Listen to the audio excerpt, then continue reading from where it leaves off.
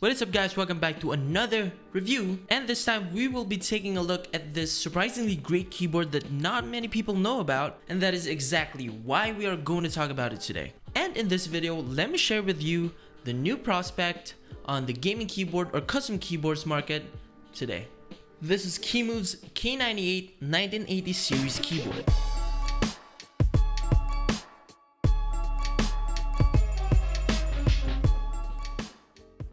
And in this video, you will know, or we will know, if this is a recommendation worthy keyboard. I will also provide a link to Kemove's official website if you want to check them out. And as always, even if a product is sent to us or I bought it, I will always give my honest thoughts and opinion on every part of it.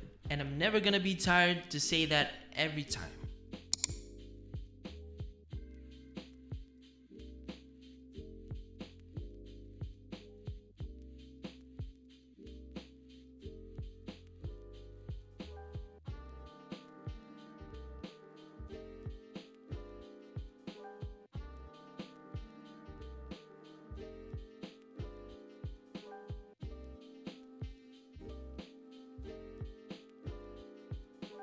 Right off the bat, I just wanted to say that this keyboard looks really good. Now, the last time I owned a keyboard with a numpad was the reign of A4 Tech membrane keyboards. I always thought that a full-size keyboard was a tad bit large for my taste, but upon seeing this 98% keyboard, I feel like I'm going to try them once again. This is a 98% exploded ANSI layout or 99 keys design. It has this metallic gun black colorway for the top case and the bottom case, which looks just really neat, and this colorway is what Kemove calls the Retro Mecha style, which really is a befitting name for a really cool looking keyboard. The keycap colorway is also very beautiful with red, gray and black, which just looks very aggressive and gamery. The material they used for the top case is ABS plastic, and that goes for the bottom case as well. And even though this is made out of plastic, the build quality is immaculate. I mean, it feels very rugged and very tough. Most of the keyboards that have the same material today feels rather cheap and quite easy to break, but this keyboard is just built different. This keyboard also has per-key RGB lighting with over 15 lighting effects and 8 colors, which looks really nice.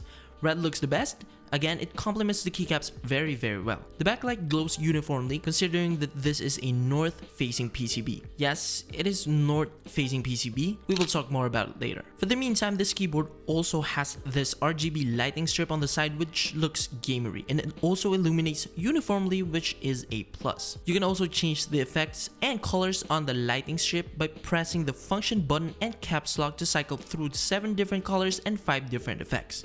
You can also find the LED indicators on the top of the numpad for the connectivity mode, the battery status, numpad lock, and caps lock. The side profile is also great. It has a distinctive 2-layer design that is symmetrical. It also has this great patterns on the side, which I find really interesting. It's the first time I saw these patterns on a keyboard, really creative. The edges and corners are sharp and pointy with a little bit of smoothing to it. This keyboard really has that gamery attack design, but it's not like the, Logitech G413 gaming keyboard vibe. It's like the custom keyboards we know, but it's also halfway into being the gaming keyboard. You know what I mean? Best of both worlds. Looking at the back of the board, we have 2 levels of flip stand to adjust to your preferred height. I personally find the second level to be the most comfortable typing angle. The overall height is just perfect for gaming and also doing basic tasks. And looking at the side, it almost looks like the front and rear are perfectly level. Well, maybe the front is a little lifted because of the rubber foot. Some people might find this interesting, some may not. This keyboard also has a lot of rubber feet. 10 feet in total, including the one on the flip stands to prevent the keyboards from sliding on the table when you are using it. You will also find the connectivity mode switch and Windows or Mac mode switch.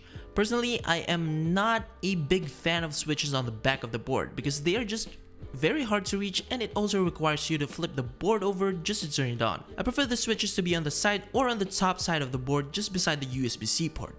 You can also see a metal emblem on the top part. Kemove's logo is also present, the board's name and series, and also the serial number. There's a snap door right here, and you can open this up and it will reveal the 4000 mAh battery. I know, why would they have a designated snap-on door for the battery?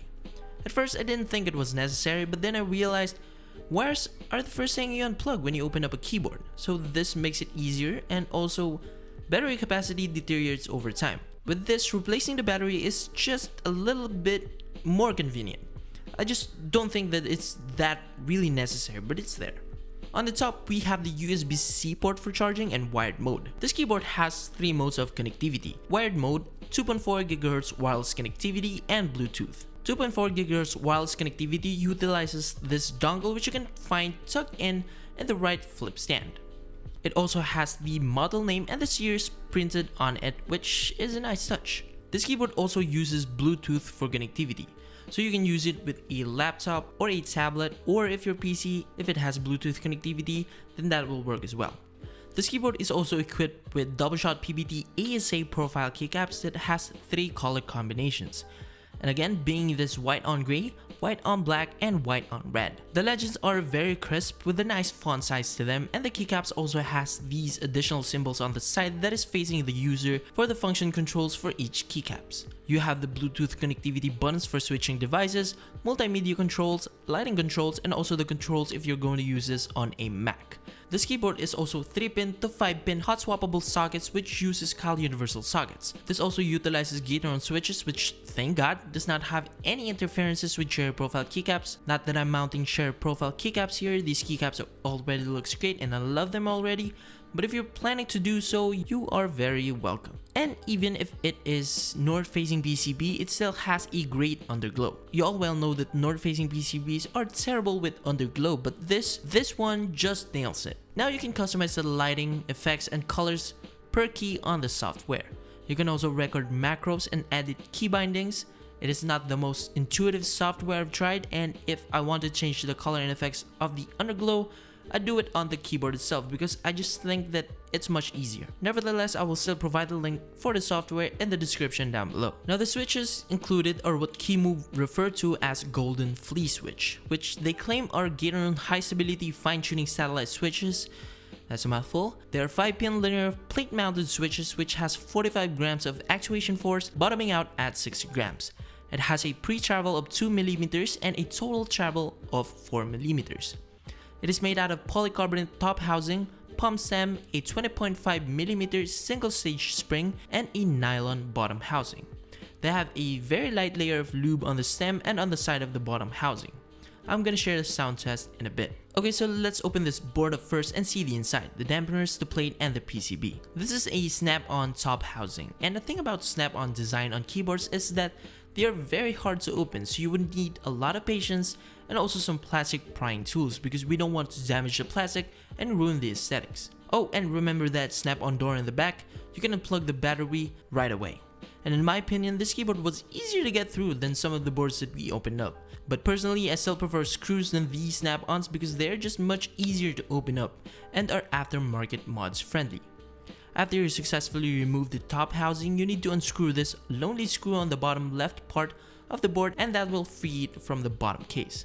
Okay, the plate is made out of an unconventional material. Kemove referred to it as SPCC double-sided fuel injection positioning plate that is imported from Japan. Honestly, I don't know what that means, but this plate feels like an aluminum plate, and I'll just leave it at that. We also have this white PCB without flex cuts. The USB-C port is soldered to the PCB, and the switches for connectivity toggles and modes at the back. The dampeners are all custom cut silicones, which are very expensive, by the way. You have this plate silicone which also acts as a switch pad, and that is very brilliant. You also have this silicone pad on the base housing. Honestly, I didn't expect the dampeners to be this premium until I opened this board up. This keyboard doesn't need any mods. Maybe a few layers of Tempest mod, because why not? I'm just gonna put everything back together and give you guys the sound test.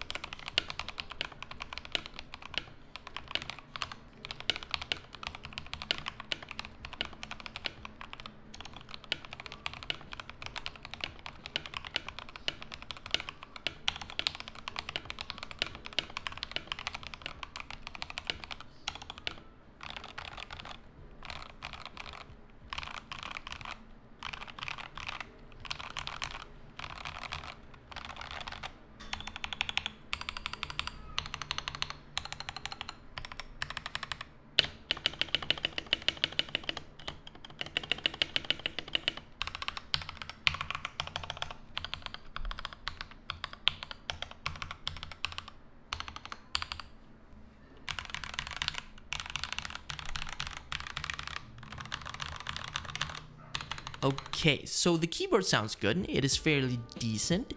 It produces nice and vivid clicks that somewhat sounds firm because of the hard plate or the aluminum plate. It doesn't have any cushioning or bouncing at all, and again that's because of the aluminum plate. It also feels really good and soft thanks to the nylon bottom housing of Gatorons. But my biggest issue about polycarbonate top housing is they produce these distinctive plasticky clacks. But that's just my 2 cents. The stabilizers need lubing and some fine tuning because they rattle, especially the spacebar. I am very happy with how this keyboard was envisioned and turned out to be. It is made with precision and quality materials that you can only find on expensive keyboards. I love that it is in the middle ground of the gaming keyboards and the custom keyboards that we know and love. Really like the quality and the colorway of the keycaps. I think these are really great, and since it is double shot, this will last me a very long time. The only drawbacks I encountered was the north facing PCB and the stabilizers are a bit rattling.